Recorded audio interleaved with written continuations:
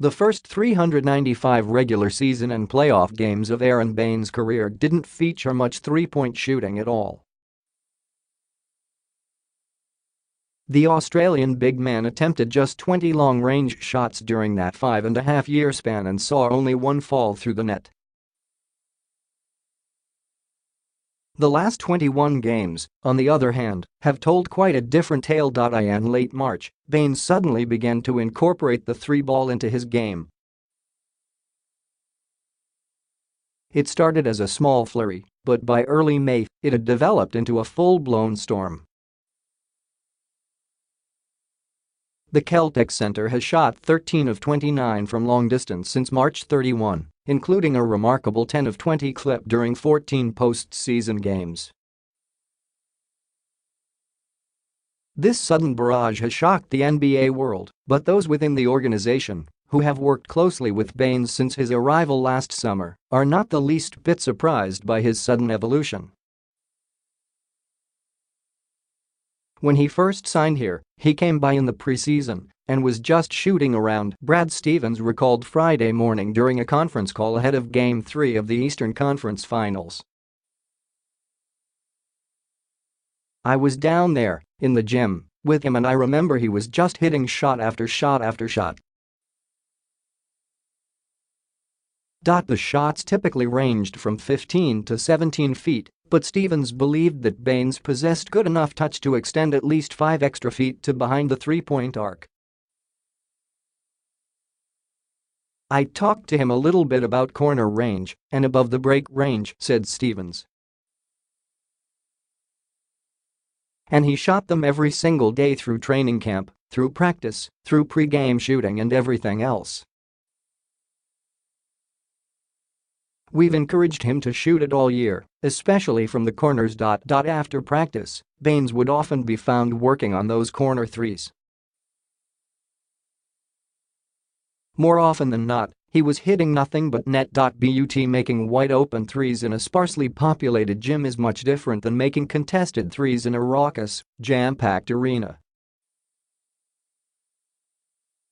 Baynes had to build up enough confidence in order to get to that point. He discovered that confidence March 31. During the seventh-to-last game of the regular season in a matchup against the Toronto Raptors, Baynes opened fire from beyond the arc. He launched 2 three-pointers and netted them both, instantaneously boosting his 1 of 20 career clip to a 3 of 22 clip. That, Stevens believes, was a pivotal moment in Baynes' career. Sometimes guys that are good shooters with good touch, and that's all they need, said the coach. To see a couple go in. Baynes would wind up attempting 7 more three-pointers over the final 6 games of the regular season. He only connected on 1 of those, but that didn't matter in the grand scheme of things because in his mind, he had evolved. "I'm always trying to expand my game," said Baynes. "At this day and age, it's about trying to create space. And what better way to do that than trying to step out there and knock down a few shots?" Baynes' three-point pace dropped off slightly during the first round of the postseason as he played more of an interior role against the Milwaukee Bucks.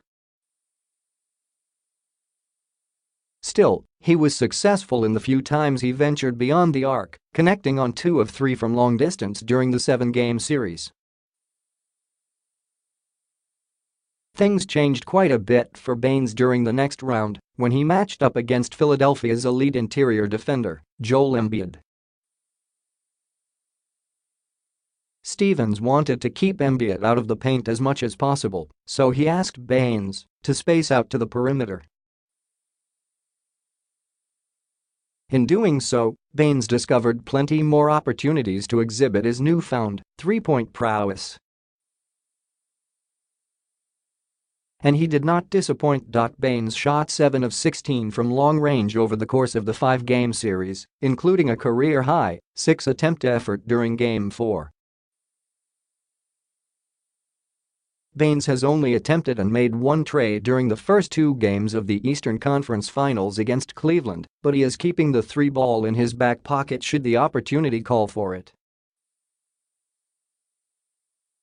"It all depends on what we need in terms of spacing," Baynes said of his perimeter shooting strategy against Cleveland.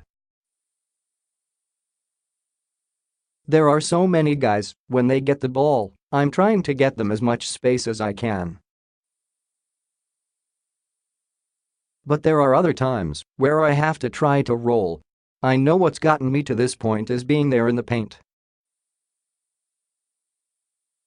I'm trying to be a big target, try to draw some defense toward me on certain occasions, so it gives other guys some space. It's just about where we are in the game. It's just great to have that as an option, but it's not what I'm trying to do first and foremost." 2 months ago, Baynes didn't have that three-point option, but throughout the season, Boston's coaching staff believed he could obtain it.